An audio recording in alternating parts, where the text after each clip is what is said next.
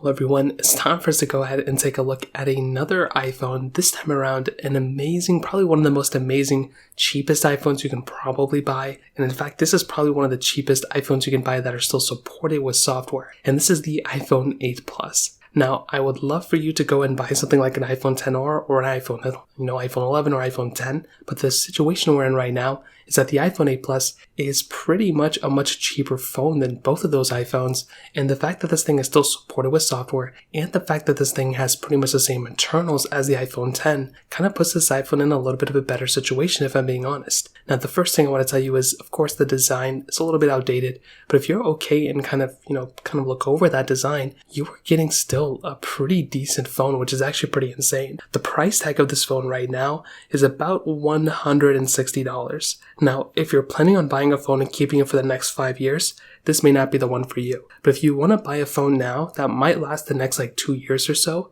then I do think this is probably going to be a solid phone for you to go and pick up. Now, the body of this thing is massive, for its size. It has a pretty good 5.5-inch IPS panel. Of course, the bezel around it isn't the best looking thing, but it still gets the job done, and I'm honestly not that I don't really think it's that big of a deal with the way this thing looks. You have the lightning port, you have glass on the back, a dual camera setup, which still performs fairly decently. Again, when compared to something like the iPhone SE 3, I think this thing and that thing, the fact that Apple's still selling that thing for about $429 kind of makes this thing look like a better deal in so many different ways. Now, internally, you are getting that Apple A11 Bionic chip. This was the first Bionic chip series, and this is the thing I'll tell you about it. It's definitely not the best performing chipset anymore, but the fact that Apple, is still kind of selling an iPhone 12, that thing is only 3 years newer than this thing, makes me think that this thing is still a pretty decent phone in the performance segment. Now, I've done so many different tests between this phone, the iPhone 14s, the 13s, the 12s, 11s, the 10Rs, and 10Ss,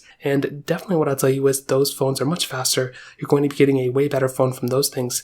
But this phone has a trick up its sleeve and it's the price tag. The fact that this phone has that decent of a price tag is kind of a really big deal in my opinion. And if you're lucky, if you do some negotiations, you might be able to pick up one of these things very soon for around $100, which is crazy. That is a very cheap price to pay for a phone like this that still has a ton of life left in it. So what I'll tell you is, to kind of wrap it up, I definitely do think if you're coming from an iPhone 5, iPhone 5S, iPhone 6, iPhone 6S, or iPhone 7, going up to an iPhone 8 Plus is a pretty decent choice. You don't have to go and spend $1,000 on the 14 Pros if you don't want to. You can just buy this phone and still have a pretty decent phone for the most part. So that pretty much covers it up. If you have any other thoughts or questions, let me know in the comment section below. Hit the like button, that would mean so much, but definitely hit that subscribe button. More importantly than everything else, I love every single one of you guys. Hopefully I'll catch you guys in the next video. Peace out till then.